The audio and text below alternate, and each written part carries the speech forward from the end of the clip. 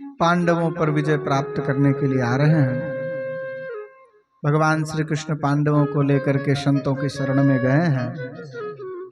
अश्वत्थामा आए,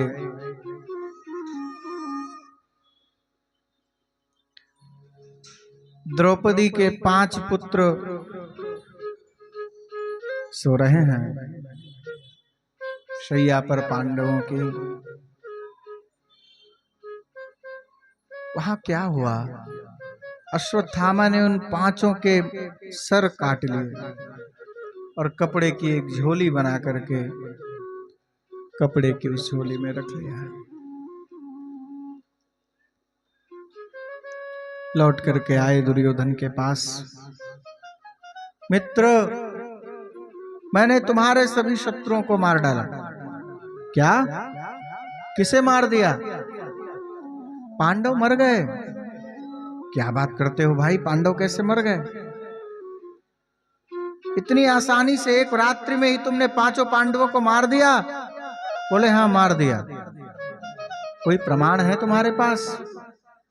बड़े बड़े वीर जिन पांडवों को न मार सके, उन पांडवों को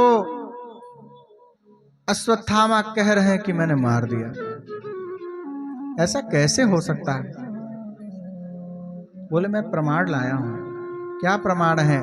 सबके सर लाया हूं। अच्छा, जरा भीम का सर देना। भीम का सर दिया। दुर्योधन ने जैसे ही दबाया तो फूट गया, चूंकि बच्चे का सर था, फूट गया। दुर्योधन दुखी हो गया। मित्र, तुमने ये ठीक नहीं किया। अब तो तुमने मेरे वंश में कोई जल देने वाला भी नहीं छोड़ा। यही 5 तो बचे थे, इन 5 को भी तुमने मार दिया। कोई जलदाता भी न छोड़ा।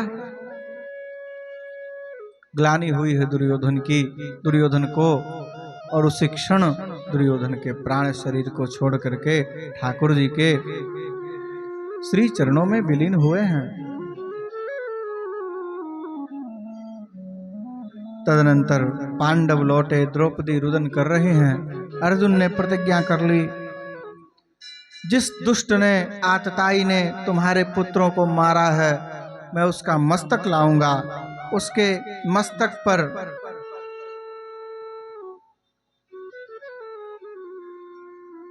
चरण रख करके तुम अपने पुत्रों को जलांजलि प्रदान करना। आवेश में व्यक्ति कुछ भी बोलता है, क्रोध में बुद्धि साथ देती नहीं है। बिरला ही कोई होगा जो क्रोध में उसकी बुद्धि साथ देवे। क्रोध के उपजते ही बुद्धि और विवेक का नाश हो जाता है। फिर न तो बुद्धि साथ देती और न व्यक्ति का विवेक ही साथ देता है।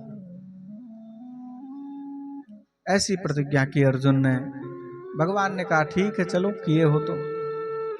रथ भगवान चलाने लगे, पीछा किया अश्वत्थामा का। अश्वत्थामा समझ गए भाग नहीं पाऊंगा, तो ठहर गए। अपने बचाव में ब्रह्मास्त्र चला दिया। अर्जुन परेशान हो गए, अब क्या करूं? भगवान ने कहा ब्रह्मास्त्र का तोड़ ब्रह्मास्त्र ही है, तुम भी चला दो। अर्जुन ने भी ब्रह्मास्त्र चला दिया। अब लगता है पूरी सृष्टि का ही लय हो जाएगा। तो भगवान ने कहा दोनों लोग अपने अपने अस्त्रों को वापस लौटाओ। देखिए पहले की टेक्नोलॉजी कितनी अच्छी थी। अस्त्र चल गया तो लौट भी सकता है। अब तो एक बार मिसाइल गई तो गई, वापस नहीं लौटती। फिर तो जहां गिरना है जाके गिरी जाएगी।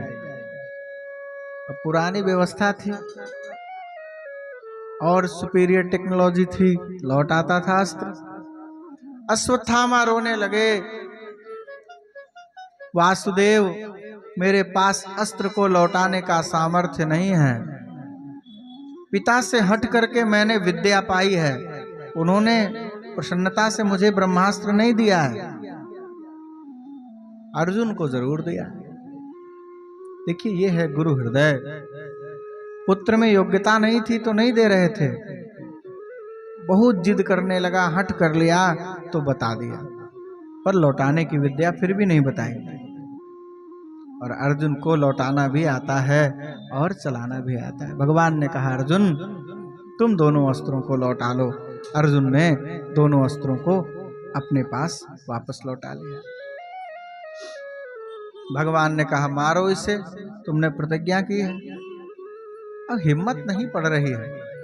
एक तो ब्राह्मण, दूसरे गुरुपुत्र, कैसे मारूं? द्रौपदी के पास ले चलता हूं, वही निर्णय करेंगी। द्रौपदी के पास आ गए। द्रौपदी दूर से देख रही हैं और देखते ही कह रही हैं मुच्यतामेष ब्राह्मणो नितरां गुरुः। छोड़ दीजिए, छोड़ दीजिए।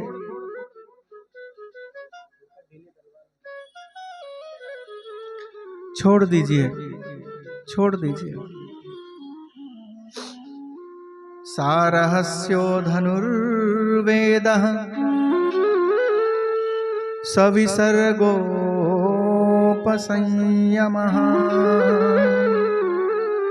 पूरा धनुर्वेद आपने इनके पिता से सीखा है, अब आप इन्हें मारना चाहते हैं। देखिए भगवान की बहन की क्या विशेषता है। अपने पुत्रों को मारने वाले पर भी वो क्रोध नहीं करती। उसका भी अमंगल नहीं चाहती है। जो इतनी ऊंचाई तक पहुंच गया हो वह भगवान की बहन बनता है। अपने दंड देना मित्रों आसान है। एक झापड़ आपको किसी ने मारा, एक चाटा, आप भी उछल के उसको दूसरा चाटा मार सकते हो, ये आसान है। कठिन क्या है? कठिन क्षमा करना है। धैर्य रखना और क्षमा करना ये बहुत कठिन काम है। धैर्यं यस्य पिता क्षमा च जननी। जिसने अपने जीवन में धैर्य को पिता बनाया है, क्षमा को अपनी मां बनाया है, उसके जीवन में कभी संकट नहीं आता। बड़े से बड़े संकट में भी वो मुस्कुराता रहता है। इसलिए जीवन में धैर्य होना चाहिए और मेरे जीवन में क्षमा होनी चाहिए। क्षमा गुण ही सबसे बड़ा गुण है।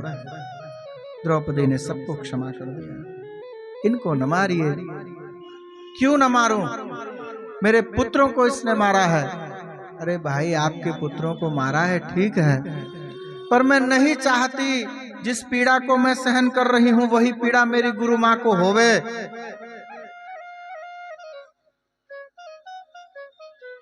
वासुदेव जरा कष्टम कष्टम निर्धन जीवनम पुत्र शोक महाकष्टम। जवान पुत्र मर जावे तो उससे बड़ा शोक फिर क्या होगा? इससे बड़ा कोई शोक नहीं हो सकता है। वो शोक, वो पीड़ा मैं अपनी गुरु मां को नहीं देना चाहती हूं। नाथ आप तुरंत छोड़िए। युधिष्ठिर जी भी कह रहे हैं छोड़ दो अर्जुन। नकुल सहदेव भी कह रहे हैं अर्जुन भैया छोड़ दीजिए। भीम कह रहे हैं नहीं अर्जुन, तुमने प्रतिज्ञा की है, निश्चित रूप से इसे मारो। अर्जुन को समझ में नहीं आ रहा है क्या करूं। तुरंत अर्जुन ने भगवान श्री कृष्ण की ओर देखा। अर्जुन की पार्थ की बड़ी विशेषता है। पार्थ बुरी से बुरी परिस्थिति में भगवान की ओर देखता है, संसार की ओर पार्थ नहीं देखता है। पार्थ कोई सामान्य कैरेक्टर नहीं है। महाभारत का, भागवत का, गीता का वो एक विशिष्ट पात्र है। गीता जैसा ज्ञान क्या ठाकुर जी किसी ऐसे अरे गहरे को ही दे देंगे? पार्थ में वो योग्यता है। पार्थ भगवान की ओर निहारता है। पार्थ वत्स है। पार्थो वत्सः श्रीमद् भगवद गीता जी में है। पार्थो वत्सः सुधीर भोक्ता दुग्धम गीतामृतम महत्। हर परिस्थिति में जो केवल परमात्मा की ओर ही निहारता है वही उनका सच्चा भक्त है। क्षण क्षण में मेरा मन, मेरा चित्त डोलना नहीं चाहिए, वो स्थिर होना चाहिए। जो स्थिर बुद्धि होता है, स्थित प्रज्ञ होता है, उस पर ठाकुर जी की कृपा निश्चित होती है। पल में तोला पल में माशा, ऐसा व्यक्ति किसी सिद्धि को प्राप्त करता नहीं है। आप सोचिए, अभी आप ध्रुव जी की कथा श्रवण करेंगे। ध्रुव जी ने अगर अपनी तपस्या छोड़ दी होती कि अरे 1 महीना हो गया भगवान नहीं मिल रहे हैं, तो क्या ध्रुव जी को परमात्मा का दर्शन होता? नहीं होता। ध्रुव जी की बुद्धि स्थिर हो गई कि अब मुझे मिलेंगे तो गुरुदेव ने कहा है इसी उपाय से मिलेंगे, दूसरा कोई उपाय नहीं। अपनी बुद्धि को स्थित करना पड़ेगा, गुरुदेव के वचनों में विश्वास रखना पड़ेगा। जिसे गुरु गोविंद के वचनों पर श्रद्धा नहीं है, विश्वास नहीं है, उसको जीवन में कभी सिद्धि प्राप्त नहीं होती है। ध्यान से सुनिएगा, सिद्धि यदि जीवन में किसी भी चीज की आपको प्राप्त करनी है, चाहे वो लौकिक ही क्यों ना हो, संसार की ही किसी वस्तु के लिए क्यों ना हो, गुरु गोविंद के वचनों पर विश्वास रखेंगे तभी सिद्धि होगी। और यदि विश्वास नहीं है तो सिद्धि नहीं होगी। इसलिए अपने जीवन में विश्वास को जगा दीजिए। आज अर्जुन ने जब भगवान की तरफ देखा तो भगवान श्री कृष्ण कह रहे हैं, अर्जुन भूल गए तुम? अरे भाई, तुमको पूरी गीता सुनाई है। सम्मानित जनों का अपमान कर देना ही उनकी मृत्यु कर देना है। अपने से बड़े को तू तड़ाक कह दीजिए तो उनकी मृत्यु का जो पाप लगेगा, उनकी हत्या करने का, वह आपको लग जाएगा। इसीलिए अपने से जो बड़े हैं, अपने से जो श्रेष्ठ हैं, उनका कभी भी अपमान नहीं करना है, उनका तो सदैव सम्मान ही करना है। बोलिए भक्त वत्सल भगवान की जय हो। अर्जुन समझ गए, तुरंत अश्वत्थामा को अपमानित किया, सर मोड़ दिया, मस्तक में मणि थी वो मणि छीन ली और अपमानित करके वहां से निष्कासित कर दिया। अपमान को अश्वत्थामा सह न सके, पुनः ब्रह्मास्त्र चला दिया। अर्जुन के पुत्र हैं अभिमन्यु, उनकी पत्नी है उत्तरा, उत्तरा के गर्भ में है श्री परीक्षित जी। परीक्षित जी को नष्ट करने के लिए बाण चला दिया। उत्तरा बाण की ज्वाला से जल रही हैं। आज उत्तरा गोविंद की शरण में आई हैं। पाहि पाहि महायोगिन देव देव जगत्पते, नान्यं त्वद्भयं पश्ये यत्र मृत्युः परस्परम्। हे नाथ, आप मेरी रक्षा करिए। देखिए, जो नाथ शब्द है ना, बड़ा महत्वपूर्ण शब्द है। पत्नी अपने पति को नाथ कहती है, शिष्य अपने गुरु को नाथ कहता है, भक्त अपने भगवान को नाथ कहता है। शेष नाथ शब्द का प्रयोग और किसी के लिए नहीं होता है। आज उत्तरा भगवान को नाथ कह रही हैं। मानो उत्तरा ये अनुभव कर रही हैं कि मेरे जीवन में अब गोविंद के सिवा कोई नहीं है। मेरी माँ द्रौपदी ने जो गलती किया है वो मुझे नहीं करनी है। द्रौपदी ने सबकी ओर निगाहें लगा रखी थी। मेरे 5 पति हैं, मेरी रक्षा करेंगे। पितामह भीष्म मेरी रक्षा करेंगे। कृपाचार्य, द्रोणाचार्य, ये सब मेरी रक्षा करेंगे। लेकिन किसी ने द्रौपदी की रक्षा नहीं की। तब अंत में गोविंद को पुकारा। उत्तरा आज समझ रही हैं कहीं और भागने से कोई लाभ नहीं है। बंधुओं, उत्तरा ने जो समझा है वही हमें भी समझने की जरूरत है। कोई सहायता नहीं करेगा, सहायता केवल गोविंद करेंगे। ये बात लिख करके आप रख लीजिए। सहायता केवल परमात्मा ही करेगा। और आज उत्तरा कुंती खड़ी है, कुंती से नहीं कहती, द्रौपदी से नहीं कह रही है, 5-5 ससुर खड़े हैं, कोई सामान्य नहीं है। युधिष्ठिरादिक जो देवांश हैं, बड़े बड़े देवताओं के अंश से प्रकट हुए हैं, वो खड़े हैं और आज किसी बंधन में भी नहीं है। द्रौपदी के समय में तो ये बंधन में थे, लेकिन फिर भी उत्तरा गोविंद को नाथ कह रही है, हे नाथ, आज आपके सिवा मेरा कोई रक्षक नहीं है। मानो भगवान ने कहा, उत्तरा तुम अपने प्राणों की रक्षा चाहती हो मुझसे? नहीं नहीं प्रभु, मुझे अपने प्राणों की कोई चिंता नहीं है। आज मुझे वो दिन याद आ रहा है जिस दिन मेरे स्वामी अभिमन्यु आए थे। युद्ध दिन भर चला था, शाम को आए हैं। अर्जुन को आपने गीता सुनाई है, पिताजी को। उस दिन की बात मैंने पूछा, आज युद्ध में क्या हुआ? तो मेरे पति ने कहा, आज मामा जी ने गीता सुनाई है पिताश्री। तो आप कुछ सुने, मुझे भी बताइए ना। देखो देवी, और तो मैं कुछ नहीं जानता हूं, और मैं कुछ नहीं सुना हूं, केवल एक बात मैंने सुनी है, न मे भक्त प्रणश्यति, न मे भक्त प्रणश्यति। मामा जी कह रहे थे, हे कुंती पुत्र अर्जुन, मेरे भक्त का किसी काल में कभी नाश नहीं होता है, मेरे भक्त का कभी नाश नहीं होता है, मैं उसकी सदा रक्षा करता हूं। तिनकी करहु सदा रखवारी, जिमि बालक राखई महतारी। जैसे माँ अपने पुत्र की रक्षा करती है, उसी तरह भगवान अपने भक्त की रक्षा करते हैं। अब किसी और की क्या आवश्यकता है?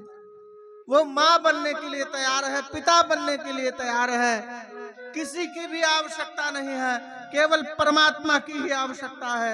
इसलिए उन्हीं की शरणागति लीजिए, जैसे आज उत्तरा ले रही है। उत्तरा चाहती तो सबको बुलाती, लेकिन उत्तरा ने किसी को नहीं बुलाया। उत्तरा कह रही है, नाथ, मेरे पति ने कहा था भक्त का नाश नहीं होता। ये पांडव आपके भक्त हैं, इनका वंश मेरे उदर में है। यदि इसका नाश हो गया तो लोग कहेंगे कि पांडवों का वंश समाप्त हो गया। नाथ, मुझे तो आपकी भी चिंता है। आपका यश धीमा पड़ जाएगा, आपके यश में एक छोटा सा धब्बा लग जाएगा कि पांडव भगवान के इतने बड़े भक्त, इनका नाश हो गया, इनके वंश का विनाश हो गया। तो नाथ, कृपा करिए, आपके निर्मल यश पर मैं दाग नहीं चाहती हूँ, आपका जो उज्जवल धवल यश मैं देखना चाहती हूँ। उत्तरा की प्रार्थना पर गोविंद ने कृपा की है। और भक्त जब पुकारता है ना, तो भगवान फिर अपने आप को संभाल नहीं पाते। आप देखिए गजेंद्र की कथा में, वो ग्राह पैर पकड़ा है गजेंद्र का हाथी का, और समय नहीं बचा उसके पास। पहले तो लड़ा है, लिखा है भागवत जी में, 1000 वर्ष तक युद्ध किया है गजेंद्र ने ग्राह के साथ। पूरे जल का मंथन हो गया है। गजेंद्र ने स्तुति किया। गजेंद्र ने जब स्तुति की है तो शास्त्रकार कहते हैं, भगवती लक्ष्मी भगवान से पूछ रही है, कहां जा रहे हो? भगवान बताना चाहते हैं, हाथी बुला रहा है। हाँ, भगवान ने वैकुंठ में कहा है, और ठीक कहते कहते तो गजेंद्र के सामने प्रकट हो गए भगवान और गजेंद्र की रक्षा की। किसी भक्त ने बड़ा सुंदर कहा है, या त्वरा द्रौपदी त्राणे या त्वरा गजमोक्षणे। हे नाथ, जो जल्दी आपने द्रौपदी के लिए की है, आप सोचिए 10,000 हाथियों का बल रखने वाला दुशासन साड़ी खींच रहा है, 5 गज की साड़ी वो खींच नहीं पा रहा है। कितनी शीघ्रता से गोविंद आए हैं और वस्त्रावतार लेकर के द्रौपदी के शरीर से चिपक गए। दुशासन खींचता खींचता थक गया, वस्त्रों का अंबार लग गया। तो या त्वरा द्रौपदी त्राणे या त्वरा गजमोक्षणे। और जो जल्दी आपने गजराज के लिए की है, गजेंद्र हाथी के लिए, सा त्वरा वही जल्दी नाथ करुणा सिंधो मदर्थम क्व गता प्रभो। क्या वह जल्दी कभी मेरे लिए होगी? क्या वो जल्दी आप मेरे लिए करेंगे? निश्चित करेंगे बंधु। आपको विश्वास नहीं हो रहा है, आप कभी सच्चे दिल से पुकार के देखिए।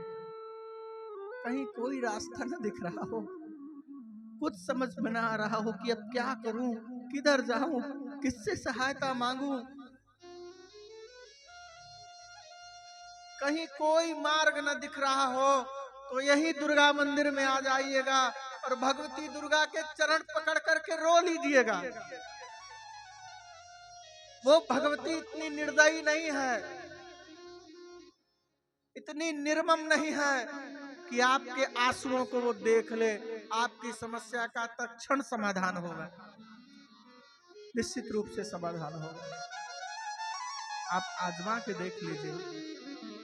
और न हो रहा होता तो इतने वर्षों से भगवती यहाँ विराजमान न होती, और आप सब जो इतनी मात्रा में बैठ करके यहाँ कथा श्रवण कर रहे हैं, यह भी न होता। कथा भी फल देती है और भगवती तो नित्य निरंतर फल दे ही रहे हैं। इसलिए भगवान से ही मांगिए, भगवती से ही मांगिए। ठाकुर जी अत्यंत त्वरा में यह भी नहीं निर्णय कर पा रहे हैं कि किस अस्त्र से रक्षा की जाए। ब्रह्मास्त्र का शमन करना है। वैसे तो भगवान संकल्प करते तो काम हो जाता, अस्त्र शांत हो जाता। क्योंकि त्वरा में है, भक्त की रक्षा करनी है। शंख चक्र गदा पद्म अपने समस्त आयुधों को लेकर के भगवान गर्भ में प्रवेश कर गए।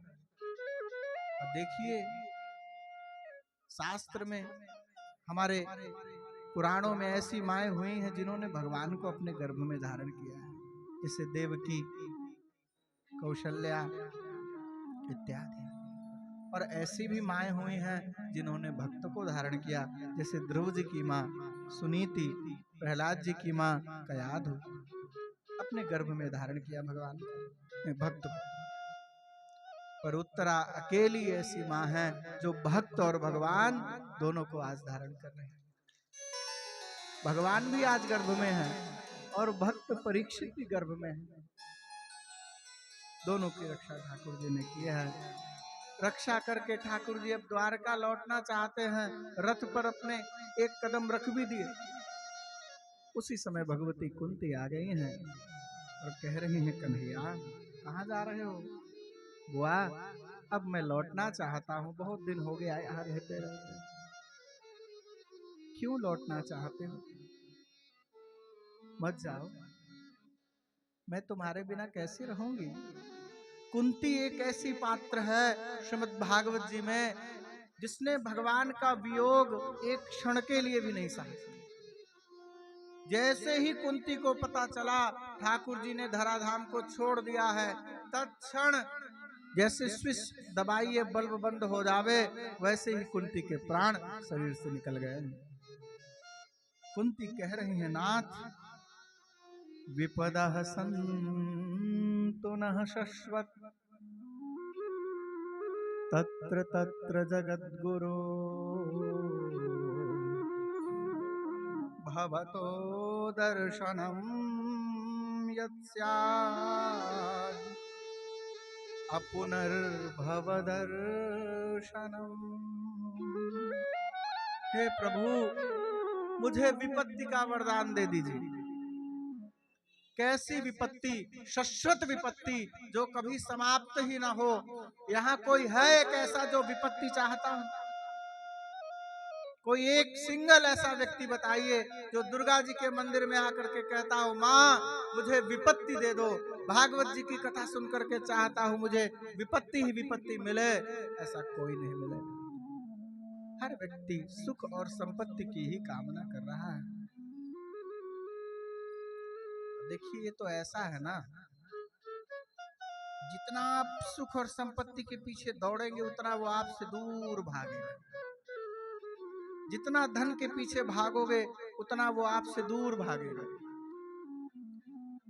तृष्णा का त्याग जिस क्षण किया, देखिए हमारे संत महात्मा घर गृहस्थी सब छोड़ दिया, उन्होंने वन में आ गए, भजन करने लगे। सारा ऐश्वर्य धन संपत्ति वहां भी उनके पास पहुंच गया। छोड़ करके आए हैं इसलिए पहुंच गया, पकड़ने का प्रयास किए होते तो न पहुंचता।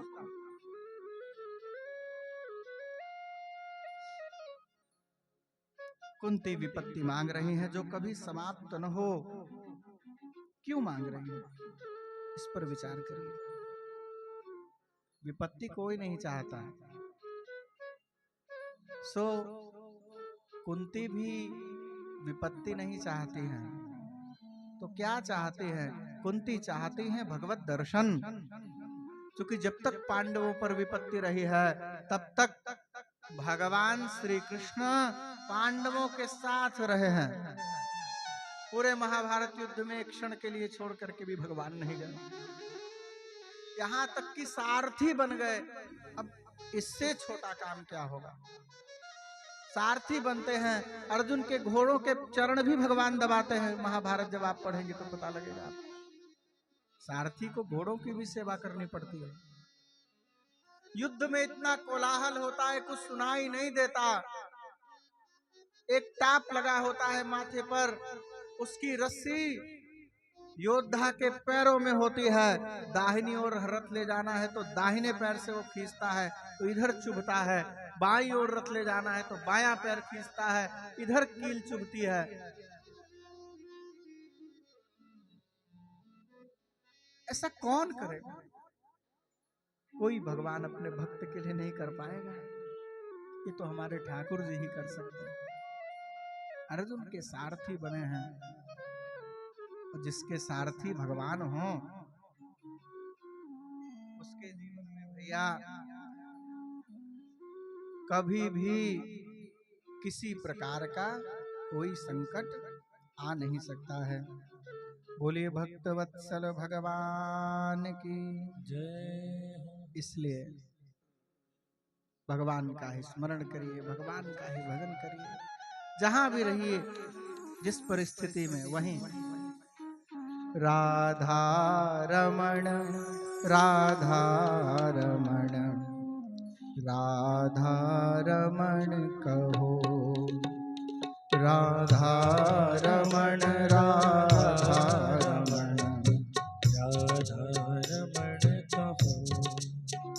जिस देश में जिस वेश में परिवेश में रहो, जिस देश में जिस वेश में परिवेश में रहो, राधा रमण राधा रमण राधा रमण कहो, ओ राधा रमण राधा रमण राधा रमण कहो, राधा रमण राधा रमण राधा रमण कहो, ओ राधा रमण राधा रमण राधा रमण कहो।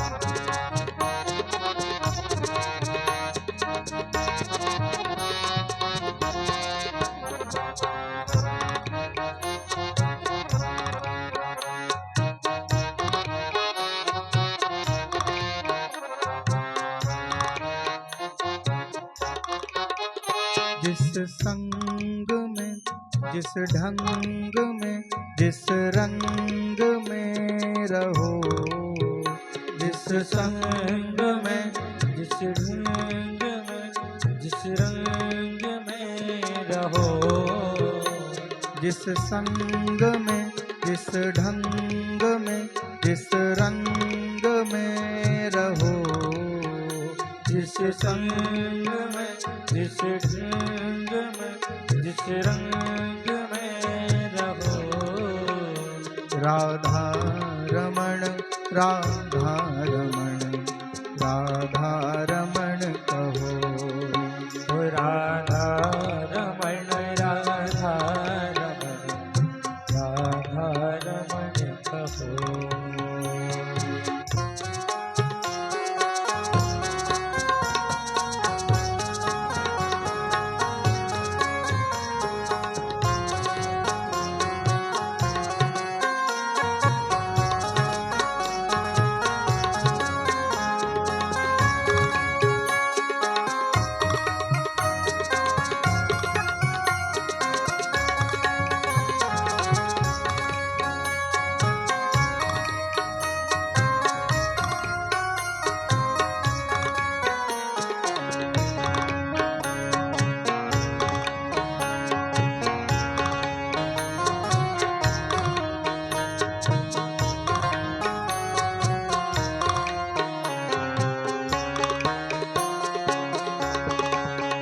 जिस भोग में, जिस योग में, जिस रोग में रहो, जिस भोग में, जिस योग में, जिस रोग में रहो, जिस भोग में, जिस योग में, जिस रोग में रहो, जिस भोग में, जिस योग में, जिस रोग में रहो। राधा रमण, राधा रमण, राधा रमण कहो। ओ राधा रमण, राधा रमण, राधा रमण कहो। राधा रमण, प्रेम से गाइए। राधा रमण, राधा रमण कहो।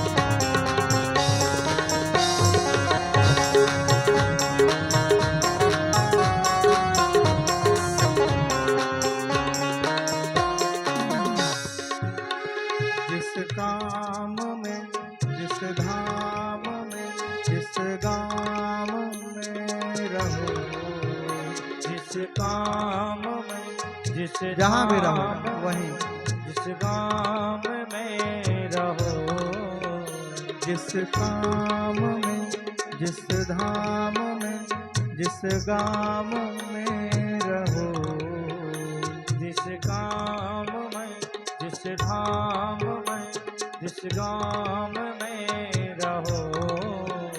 राधा रमण, राधा रमण, राधा रमण कहो। राधा रमण, राधा रमण, राधा रमण कहो। राधा रमण, राधा रमण, राधा रमण कहो। राधा रमण, राधा प्रेम से गाइए। राधा रमण कहो। जिस देश में, जिस देश में, परिवेश में रहो, जिस देश में, जिस देश में,